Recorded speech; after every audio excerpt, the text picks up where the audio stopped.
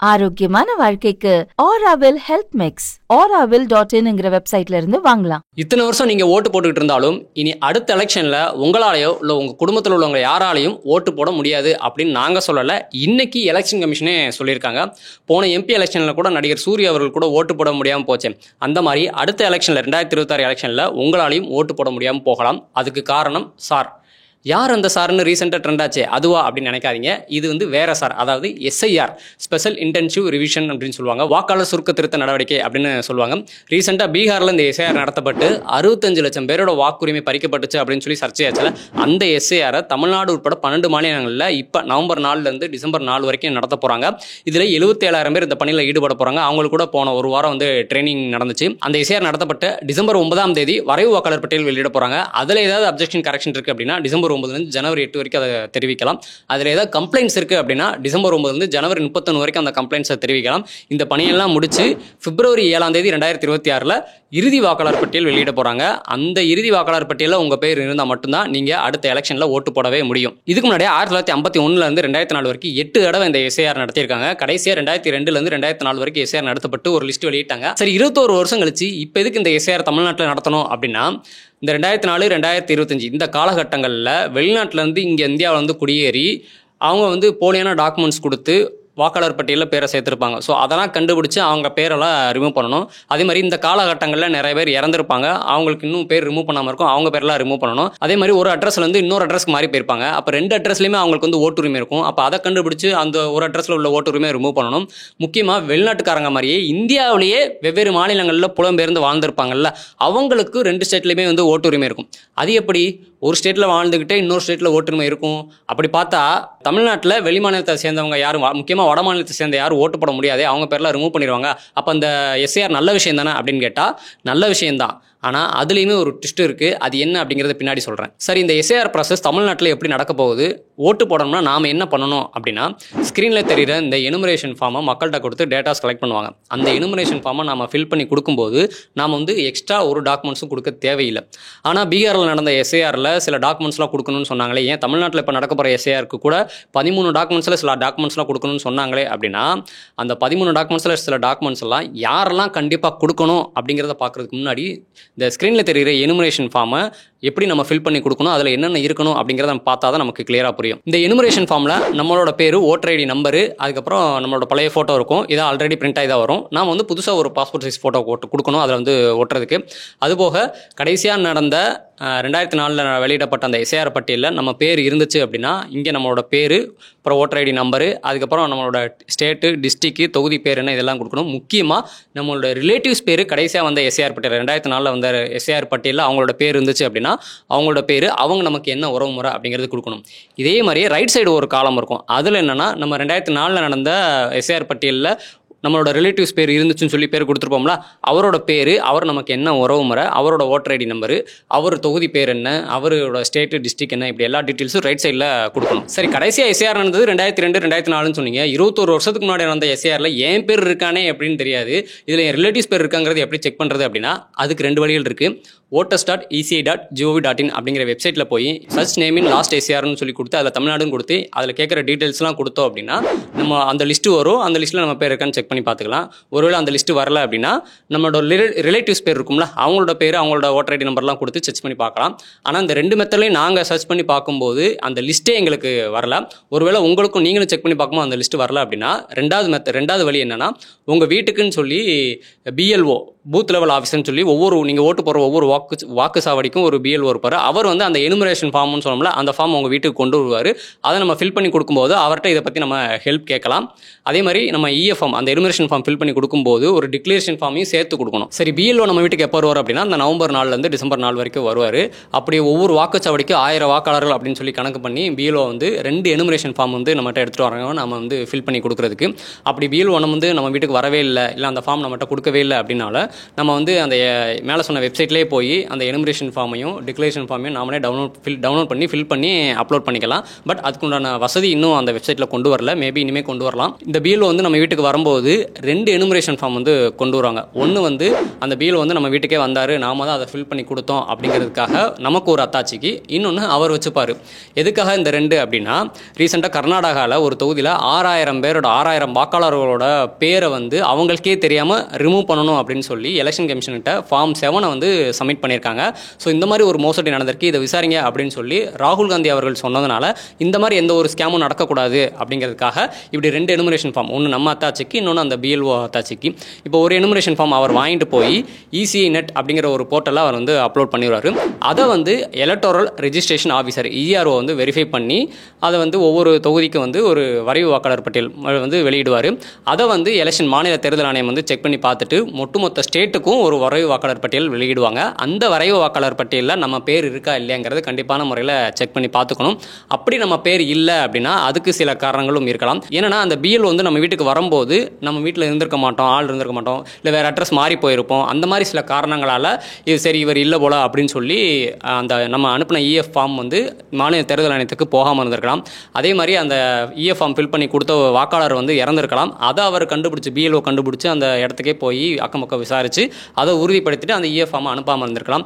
இல்லை அந்த EF form வந்து ஃபில் பண்ணி கொடுத்தவர் வந்து போலி வாக்காளராக இருக்கார், அந்த அட்ரஸே போலியாக இருக்குது, அந்த அட்ரஸில் அவர் இல்லவே இல்லை அப்படிங்கிற மாதிரி சில காரணங்கள் முன் வச்சு நாம் அனுப்பின அந்த இஎஃப் ஃபார்ம் வந்து மாநில தேர்தல் ஆணையத்துக்கு போகாமல் இருந்திருக்கலாம். அதனால் அந்த வரைவு வாக்காளர் பட்டியலில் நம்ம பேர் வராமல் இருந்திருக்கலாம். சரி, அந்த பிஎல்ஓ வீட்டுக்கு வர்றப்ப நான் வீட்டில் இருக்க மாட்டேனே, வேலைக்கு போயிருவேனே, அப்போ என்ன பண்ணுறது அப்படின்னா, அதுக்கு தான் அந்த பிஎல்ஓ வந்து 3 டைம்ஸ் வந்து கண்டிப்பாக உங்கள் வீட்டுக்கே வரணும். அப்படி அந்த 3 டைமில் ஏதோ ஒரு டைம் வந்து கண்டிப்பாக நீங்கள் அந்த ஃபார்ம் ஃபில் பண்ணி கொடுத்துடணும். ஆனால் ஒரு டைம் கூட அந்த பிஎல்ஓ வந்து வீட்டுக்கு வரவே இல்லை அப்படின்னா பூத் லெவல் ஏஜென்ட்னு சொல்லி ஒருத்தவங்க இருப்பாங்க. அதாவது ஒவ்வொரு கட்சி சார்பாக இந்த வாக்குச்சாவடியெல்லாம் உள்ளே உட்காந்துருப்பாங்கல்ல, அப்படி ஒவ்வொரு கட்சி சார்பாக பூத் லெவல் ஏஜென்ட்னு இருப்பாங்க. அந்த ஏஜென்ட்கிட்ட நம்ம வந்து யாருன்னு பார்த்து அவங்கள்ட்ட நம்ம ஹெல்ப் கேட்கலாம். ஏன்னா ஒவ்வொரு ஏஜென்ட்டுக்கும் அந்த பிஎல்ஓட்ட கண்டிப்பாக கான்டாக்ட் இருக்கும்.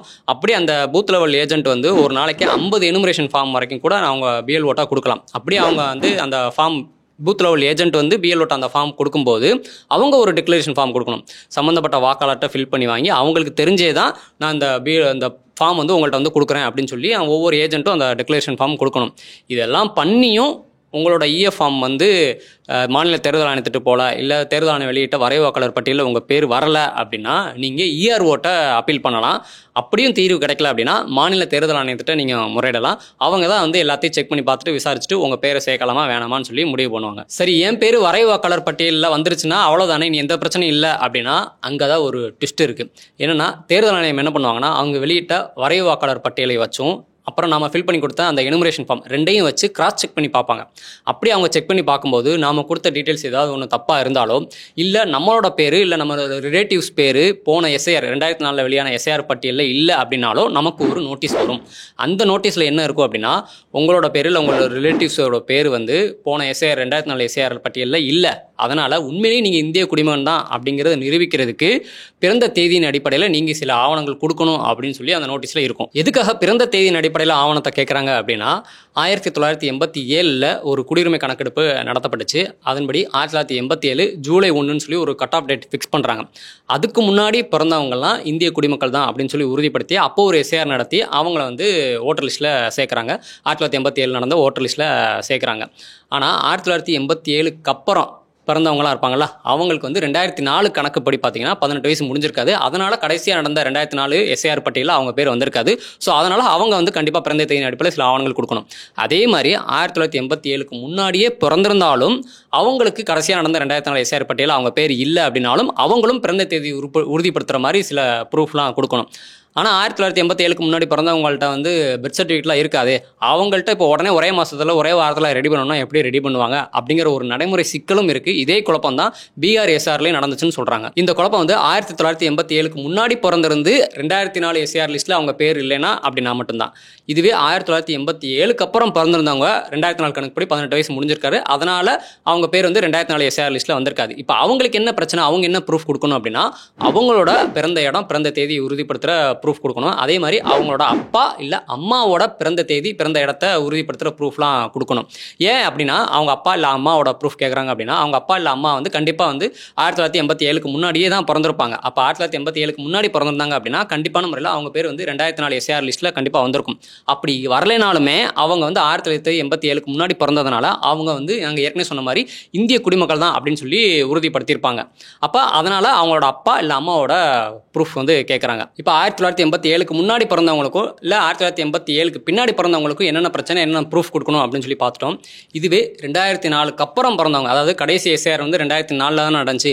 இப்போ அவங்க பேர் வந்து ஓட்டர் லிஸ்ட்டில் இருக்குமான்னு கேட்டால் கண்டிப்பாக சந்தேகம் தான். ஏன் அப்படின்னா கடைசியாக நடந்தது வந்து 2004 தான். இப்போ தான் அடுத்த எஸ்ஏஆர் நடக்க போகுது. அப்போ அவங்க பேர் இருக்குமாங்கிறது சந்தேகம் தான். ஸோ இப்போ நடத்த போகிற எஸ்ஏஆர்லையும் 2004க்கு அப்புறம் பிறந்தவங்க பேர் இருக்கணும் அப்படின்னா நீங்கள் என்னென்ன ப்ரூஃப் கொடுக்கணும் அப்படின்னா உங்களோட பிறந்த இடம் பிறந்த தேதி, அப்புறம் உங்கள் அப்பா அம்மாவோட பிறந்த தேதி பிறந்த இடம், இந்த ரெண்டையுமே உறுதிப்படுத்துகிற மாதிரியான ப்ரூஃப்லாம் கண்டிப்பான முறையில் கொடுக்கணும். இதுவே உங்கள் அப்பா அம்மா வந்து வெளிநாட்டை சேர்ந்தவங்களா இருந்தாங்கன்னா நீங்கள் பிறக்கும்போது உங்கள் அப்பா அம்மாட்ட இருந்த பாஸ்போர்ட், விசா இதெல்லாம் கண்டிப்பாக கொடுக்கணும். இல்லை உங்கள் அப்பா அம்மா வந்து இந்தியர்கள் தான், நீங்கள் வெளிநாட்டில் பிறந்திருக்கீங்க அப்படின்னா அந்த நாட்டோட இந்தியன் எம்பசி கொடுத்த ப்ரூஃப் கொடுக்கணும். இல்லை இந்தியாவுக்கு வந்து குடியுரிமை வாங்கிட்டோம் அப்படின்னா அந்த குடியுரிமைக்கு உண்டான ஆவணம் கண்டிப்பாக கொடுக்கணும். ஸோ சுருக்கமாக சொல்லணும்னா கடைசியாக 2004 நடந்த எஸ்ஏஆரில் உங்கள் பேரோ இல்லை உங்கள் அப்பா அம்மாவோட பேரோ இல்லை உங்கள் ரிலேட்டிவ்ஸ் பேரோ யாரோட ஒருத்தர் பேர் கூட இல்லைனாலுமே நாங்கள் மேலே சொன்ன ப்ரூஃப்லாம் கண்டிப்பான முறையில் கொடுக்கணும். இதுதான் நம்மளோட பிறந்த தேதி பிறந்த இடத்த உறுதிப்படுத்துறதுக்கு நம்ம கொடுக்கணும்னு தேர்தல் ஆணையம் சொன்ன அந்த 13 ஆவணங்கள். இதில் 12வது முக்கியமான ஆவணம் தான் ஆதார் கார்டு. சுப்ரீம் கோர்ட் ரீசெண்டாக என்ன சொன்னாங்க அப்படின்னா பீகாரில் நடந்த எஸ்ஏஆரில் அந்த 11 ஆவணங்கள் வந்து கண்டிப்பான முறையில் மக்கள் எல்லாட்டையும் இருக்குமான்னு தெரியல, ஆனால் ஆதார் கார்டு எல்லாத்தையுமே இருக்கும். ஸோ அந்த ஆதார் கார்டை நீங்கள் வந்து 12வது ஒரு முக்கியமான ஆவணமாக இதுக்காக எடுத்துக்கணும் அப்படின்னு சொல்லியிருக்காங்க. அதே நேரத்தில் அந்த ஆதார் கார்டு வந்து குடியுரிமைக்கான ஆவணமோ இல்லை பிறப்பை உறுதிப்படுத்துகிற ஆவணமோ கிடையாது, அது வெறும் அடையாள ஆவணம் தான் அப்படிங்கிறதையும் சொல்லியிருக்காங்க. ஆனால் தேர்தல் ஆணையம் என்ன சொன்னாங்கன்னா நீங்கள் ஆதார் கார்டு கொடுத்தாலுமே மிச்சம் இருக்கிற 11 ஆவணத்தில் ஏதோ ஒரு ஆவணம் கண்டிப்பான முறையில் கொடுக்கணும்னு சொல்லியிருக்காங்க. அதே நேரத்தில் 13வது முக்கியமான ஆவணம் என்னன்னா இப்போ தமிழ்நாட்டில் இருக்கிற பீகாரை சேர்ந்த ஒருத்தர் தமிழ்நாட்டில் ஓட்டர் லிஸ்ட்டில் அவர் பேரை சேர்த்துக்க முடியும். அதுக்கு அவர் என்ன ப்ரூஃப் கொடுக்கணும் அப்படின்னா இப்போ பீகாரில் ரீசெண்டாக எஸ்ஏஆர் நடந்துச்சுல, இப்போ இவர் வந்து தமிழ்நாட்டில் இருக்கார், இவரோட அப்பா அம்மா வந்து இல்லை இவரோட ஃபேமிலி வந்து பீகாரில் இருக்குது. அப்போ பீகாரில் நடந்த எஸ்ஏஆரில் அவங்களோட அப்பா அம்மா பேர் இருந்துச்சு அப்படின்னா அதுக்குண்டான ப்ரூஃபை இவர் இங்கே காமிச்சு பீகாரை சேர்ந்த ஒருத்தர் தமிழ்நாட்டில் அவரோட பேரை ஓட்டர் லிஸ்ட்டில் சேர்த்துக்க முடியும். அதுக்கு தான் அந்த 13வது ஆவணம் அப்படின்னு சொல்லியிருக்காங்க. இப்போ இந்த விஷயத்தை தான் தமிழ்நாட்டில் பயங்கரமாக எதிர்க்கிறாங்க. ஏன்னா பீகாரில் இருந்து புலம்பெயர்ந்த தொழிலாளர்களை அப்படியே நீக்கிட்டு அவங்களுக்கு வந்து தமிழ்நாட்டில் வாக்குரிமை கொடுக்கணும், வாக்குரிமை பட்டியலில் சேர்க்கணும் அப்படிங்கிற மாதிரி பண்ணிட்டாங்க அப்படின்னா தமிழ்நாட்டில் 6.5 லட்சம் பேர் வந்து பீகாரை சேர்ந்தவங்க இங்கே வாக்காளர்களாக மாறிடுவாங்க. அப்போ அப்படி மாறிட்டாங்கன்னா அப்படின்னா அவங்க வந்து தமிழ்நாட்டோட தலையத்தை மாற்றுற அளவுக்கு மாறிடுவாங்க. தேசிய கட்சிகளுக்கு அதிக அளவுக்கு ஓட்டு வந்துடும் அப்படின்னு சொல்லி இங்கே உள்ள அரசியல் கட்சிகள் வந்து எதிர்க்கிறாங்க. இதுக்கு தேர்தல் ஆணையம் வந்து அப்படிலாம் நடக்காது அப்படின்னு சொல்லி மறுப்பும் தெரிவிச்சிருக்காங்க. ஆனாலுமே இங்கே உள்ள கட்சிகள் என்ன சொல்கிறாங்க அப்படின்னா பீகாரை சேர்ந்தவங்க இல்லை வடமாநிலத்தை சேர்ந்தவங்க வந்து அவங்களுக்கு வந்து ஓட்டுரிமை கொடுக்கறதுக்கு பதிலாக ஓட்டு போடுற அன்றைக்கி அவங்களுக்கு 1 நாள் 2 நாள் லீவ் கொடுத்து அவங்க ஊருக்கே போய் ஓட்டு போட வைக்கலாம்ல, எதுக்கு இங்கே ஓட்டுரிமை கொடுக்கணும், ஃபார்ம் 8 கரெக்ஷன் ஃபார்ம் 1 கொடுத்து அவங்க கேட்குற டீட்டெயில்ஸ்லாம் கொடுத்து அவங்களுக்கு இங்கே ஓட்டுரிமை கொடுக்கறதுக்கு பதிலாக ஓட்டு போடுற அன்றைக்கி லீவ் கொடுத்து அவங்கள போய் ஓட்டு போட வைக்கலாம்ல அப்படின்னு சொல்லி அவங்க எதிர்க்கிறாங்க. பீகாரில் அந்த எனுமரேஷன் ஃபார்ம் வீடு வீடாக போய் கொடுக்கும்போதே மற்ற டாக்குமெண்ட்ஸ்லாம் கேட்டாங்க. அந்த டாக்குமெண்ட்ஸ்லாம் கொடுக்க முடியாமல் போனதுனால தான் அங்கே 65 லட்சம் பேரோட பேர் வந்து வாக்காளர் பட்டியல் அந்த எஸ்ஏஆர் பட்டியலில் வெளியே வரல. இப்போ தமிழ்நாட்டில் எஸ்ஏஆர் நடக்க போது கடந்த 2004 வந்த எஸ்ஏஆர் பட்டியலில் உங்கள் பேரோ இல்லை உங்கள் அப்பா அம்மா பேரோ உங்கள் ரிலேட்டிவ்ஸ் பேரோ யாரோட ஒருத்தர் பேர் இல்லைனா கூட நாங்கள் மேலே சொன்ன டாக்குமெண்ட்ஸ்லாம் கண்டிப்பான முறையில் நீங்கள் எல்லாருமே கொடுக்கணும். ஆக மொத்தம் 1987க்கு பின்னாடி பிறந்தவங்க எல்லாரோட பேரும் கண்டிப்பான முறையில் 2004 எஸ்ஏஆர் பட்டியலில் இருக்காது. அப்போ அவங்க எல்லாருமே கண்டிப்பான முறையில் மேலே சொன்ன டாக்குமெண்ட்ஸ்லாம் கண்டிப்பாக கொடுக்கணும். எது எப்படியோ வர டிசம்பர் 9ஆம் தேதி வாக்காளர் பட்டியல் வரைவு வாக்காளர் பட்டியலில் கண்டிப்பான முறையில் உங்கள் பேர் இருக்கணும். அப்போ தான் பிப்ரவரி 7ஆம் தேதி வரப்போகிற இறுதி வாக்காளர் பட்டியலில் உங்கள் பேர் இருக்க நிறையவே வாய்ப்பு இருக்குது. ஒருவேளை பிஎல்ஓ வந்து உங்கள் வீட்டுக்கு வந்து அந்த எனுமரேஷன் ஃபார்ம் கொடுக்கல, இல்லை அந்த ஃபார்ம் வந்து மாநில தேர்தல் ஆணையத்துக்கு போல வரைவு வாக்காளர் பட்டியலே உங்கள் பேர் வரலை அப்படின்னா கண்டிப்பான முறையில் நீங்கள் வந்து இஆர்ஓட்டையோ அடுத்து மாநில தேர்தல் ஆணையத்தையோ கண்டிப்பான முறையில் முறையிடணும். சரி, தமிழ்நாட்டில் இந்த எஸ்ஐஆரை எதிர்க்கிறதுக்கு இன்னும் சில காரணங்கள் சொல்கிறாங்க. என்னன்னா இது வந்து மழைக்காலம், அடுத்து பண்டிகைகளில் வேறு வரப்போகுது. ஸோ இந்த ஒரு மாதத்தில் எப்படி வந்து கரெக்டாக வீட்டுக்கு போய் எல்லாரோட டீட்டெயில்ஸும் கலெக்ட் பண்ணி அந்த எனுமரேஷன் ஃபார்ம் அனுப்பி வைப்பாங்க. பீகாரில் நடந்த மாதிரி இது அவசரமாக பண்ணணும் அப்படிங்கிறதுக்காக சில பிஎல்ஓக்கள் வந்து அவங்களே ஃபார்ம் ஃபில் பண்ணி கொடுத்துட்டாங்கன்னா என்ன ஆகுறது? இந்த எஸ்ஏஆர் மூலமாக வந்து போலி வாக்காளர்களை ரிமூவ் பண்ணணும் அப்படின்னு சொல்லி சொல்கிறீங்களே. ரீசெண்டாக பீகாரில் எஸ்ஏஆர் நடந்துச்சு. அது நடந்ததுக்கு அப்புறமும் உத்தரப்பிரதேசத்தை சேர்ந்த 5000 பேரோட பெயர்கள் வந்து பீகார் எஸ்ஏஆரில் வெளியாச்சு அப்படின்னு சொல்லி எதிர்க்கிறாங்க. அதுபோக பீகாரில் இறந்ததாக சொல்லப்பட்ட வாக்காளர்கள் வீட்டுக்கே போய் அவங்க கூட சேர்ந்து டீ குடிச்சு ராகுல் காந்தி அவர்கள் வெளியிட்ட ஃபோட்டோவும் பெரிய சர்ச்சையாச்சு. இந்த மாதிரி நிறைய கேள்விகளை ஆதாரத்தோட முன் வச்சு தமிழ்நாட்டையும் சரி மற்ற மாநிலங்களையும் மற்ற சில மாநிலங்களையும் சரி தேர்தல் ஆணையத்தையும் எஸ்ஐஆரையும் வந்து கேள்வி எழுப்புறாங்க. எதனால் தேர்தல் ஆணையத்தை கேள்வி எழுப்புறாங்க அப்படின்னா, இந்த எஸ்ஐஆரையும் சரி தேர்தலையும் சரி நடத்துறது வந்து தேர்தல் ஆணையம் தான். அப்படிப்பட்ட இந்திய தேர்தல் ஆணையத்தோட தலைமை தேர்தல் அதிகாரியை செலக்ட் பண்ணுறதுல ஒரு மாற்றம் கொண்டு வந்தாங்க ரீசெண்டாக. ஏன்னா இந்திய தலைமை தேர்தல் அதிகாரியை செலக்ட் பண்ணுறதுல ஒரு கமிட்டி இருக்காங்க. அந்த கமிட்டியில் பிரைம் மினிஸ்டர், எதிர்க்கட்சி தலைவர், அதுக்கப்புறம் சுப்ரீம் கோர்ட் தலைமை நீதிபதி தான் இருப்பாங்க. இதில் சுப்ரீம் கோர்ட் தலைமை நீதிபதியை நீக்கிட்டு அதுக்கு பதிலாக ஒரு சென்ட்ரல் மினிஸ்டரை கொண்டு வந்து ஒரு சட்ட திருத்தம் கொண்டு வந்தாங்க. அதுபோக வாக்குப்பதிவுனப்போ சிசிடிவி ஃபுட்டேஜ் வந்து பதிவாகும்ல, அதை ரொம்ப நாளைக்கு ஸ்டோர் பண்ணி வைக்கணும்னு அவசியம் இல்லை அப்படின்னு சொல்லி மாற்றுறாங்க. ஏன்னு கேட்டப்போ, நம்ம வீட்டு பெண்களெல்லாம் சிசிடிவி ஃபுட்டேஜில் பதிவாகிறது வந்து நல்லா இருக்காதுல்ல, அவங்க மானம் போயிரும்ல அப்படிங்கிற மாதிரி ஒரு பதில் கொடுத்துருக்காங்க. ஸோ இப்படிலாம் பண்ணுறதுனால தான் தேர்தல் ஆணையத்தின் மேலே தமிழ்நாடு உட்பட சில மாநிலங்கள் வந்து கேள்வி எழுப்புறாங்க. இதில் இந்த எனுமரேஷன் ஃபார்ம் ஃபில் பண்ணி கொடுக்கல அப்படின்னா உங்கள் பேர் ஓட்டர் லிஸ்ட்டில் வராது, நீங்கள் ஓட்டு போட முடியாதுன்னு இன்னைக்கு தமிழ்நாடு தலைமை தேர்தல் அதிகாரி சொல்லியிருக்காங்கன்னா பார்த்துக்கோங்க. இதுக்கெல்லாம் என்ன ஒரு தீர்வாக இருக்கும் அப்படின்னா, ஒப்பீனியன் இல்லைங்க, எங்களோட சொல்யூஷன் சஜஷன்ஸ் தான் நாங்கள் சொல்கிறோம். இப்போ நம்ம வந்து ஓட்டு போடுற அன்னைக்கு ஆஃபீஸில் கஷ்டப்பட்டு லீவு கேட்டு காசு செலவு பண்ணி சொந்த ஊருக்கு போய் ஓட்டு போகிறதே பெரிய விஷயமா இருக்குது வெளியூரை சேர்ந்தவங்க. அப்படி இருக்கும்போது ஓட்டர் லிஸ்ட்டில் என் பேர் இருக்கா இல்லையாங்கிறது உறுதிப்படுத்துறதுக்காக நான் ஒரு நாள் லீவ் போட்டு சம்பளத்தை விட்டு போகணுமா அப்படிங்கிறது ஒரு பெரிய ஒரு விஷயமா இருக்குது. வெளியூரை சேர்ந்தவங்களாம் எப்படி சொந்த ஊருக்கு போய் பண்ணுவாங்க? ஆனால் அவங்க கையெழுத்து போட வேண்டியிருக்கும், அவங்க நேரில் ஃபில் பண்ணி கொடுக்க வேண்டியிருக்கும். அப்போ வெளியூரை சேர்ந்தவங்களாம் இதுக்காக ஒரு நாள் போவாங்களா அப்படிங்கிறது ரொம்ப சந்தேகமாக தான் இருக்கும். அது என்னைக்கு வருவோம், அந்த பிஎல்ஓ வீட்டுக்கு என்னைக்கு வருவாங்கன்னு வேறு தெரியாது. இன்ஃபார்மெண்ட் வந்தால் கூட பரவாயில்ல, நம்ம ஆதார் கார்டில் அதை அப்டேட் பண்ணுங்கள், இதை அப்டேட் பண்ணுங்க அடிக்கடி நம்ம கவர்மெண்ட் சைட்லேருந்து நம்ம சொல்கிறோம். ஆனால் ஓட்டர் ஐடியில் என்னைக்காவது நம்ம சொல்லியிருக்கோமா, நீங்கள் அட்ரஸ் மாறிருந்தீங்கன்னா உடனே ஓட்டர் ஐடியில் மாற்றுங்க, அதே மாதிரி ஃபோன் நம்பர் மாற்றிருந்தீங்கன்னா அந்த ஃபோன் நம்பரை மாற்றுங்க, அந்த ஃபோன் நம்பரை கரெக்டாக யூஸ் பண்ணுங்க அப்படின்னு சொல்லி நம்ம என்னைக்காவது ஓட்டர் ஐடிக்கு நம்ம என்னைக்காவது சொல்லியிருக்கோமா? அப்படி சொல்லியிருந்தோம் அப்படின்னா நம்ம அவங்கவுங்க கரெக்டாக அப்டேட் பண்ணி வச்சிருப்பாங்க, ஃபோன் நம்பர் கரெக்டாக அப்டேட் பண்ணி வச்சிருப்பாங்க. அப்படி அப்டேட் பண்ணி வச்சிருந்தாங்கன்னா பிஎல்ஓ வீட்டுக்கு வரும்போது அந்த வாக்காளோட ஃபோன் நம்பருக்கு ஃபோன் போட்டு இந்த தேதியில் இந்த டைமில் நாங்கள் வரப்போகிறோங்க, நீங்கள் வீட்டில் இருங்க அப்படின்னு சொல்லியிருந்தா அவங்களும் வீட்டில் இருப்பாங்க, ஃபில் பண்ணி கொடுப்பாங்க. மிஸ் ஆகிறதுக்கு வாய்ப்பு கம்மி தான். அப்படி இருக்கும்போது ஃபோன் பண்ணிட்டு வராமல் இன்ஃபார்ம் பண்ணிட்டு வராமல் வந்தால் மிஸ் ஆகிறதுக்கு தானே நிறைய வாய்ப்பு இருக்குது. ஸோ நியாயப்படி பார்த்தா பிஎல்ஓ வந்து வீட்டுக்கு அவங்க இன்ஃபார்ம் பண்ணிட்டு தான் வரணும். அப்படி வரல அப்படின்னா நம்ம 3 டைம் வீட்டுக்கு வந்தாலும் மிஸ் ஆகிறதுக்கு தான் நிறையா வாய்ப்பு இருக்குது. ஆனால் அந்த எஸ்சிஆரை அவசர அவசரமாக இப்படி பண்ணுறதுனால நிறைய நடைமுறை சிக்கல்களும் இருக்குது அப்படிங்கிறது தான் மிகப்பெரிய கேள்வி. ஸோ இதுக்கு வந்து சுப்ரீம் கோர்ட்டில் வந்து கேஸ் போட போகிறதா சொல்லியிருக்காங்க. சுப்ரீம் கோர்ட் அதை விசாரித்து தீர்ப்பு சொல்கிற வரைக்கும் இந்த எஸ்ஐஆர் என்ன ஆகும் அப்படிங்கிறது தான் ஒரு பெரிய எதிர்பார்ப்பாக இருக்குது. ஸோ அடுத்த 1 மாதம் 2 மாதம் அப்படிங்கிறது நம்ம ஓட்டு உரிமையை உறுதிப்படுத்துறதுக்கு நம்ம வந்து கண்டிப்பான முறையில் செலவு பண்ண வேண்டிய ஒரு நாட்களாக இருக்குது. அதனால் இந்த எஸ்ஐஆர் தேவையா இல்லையா, தேவைன்னா அதை எப்படிலாம் பண்ணலாம் அப்படிங்கிறது உங்களுக்கு ஏதாவது சஜஷன் இருந்துச்சு அப்படின்னா அதை மறக்காமல் கமெண்ட்டை சொல்லுங்கள். நன்றி. ஒரு குடிமகனோட குறைஞ்சபட்ச தேசப்பற்று ஓட்டு போடுறது தான்.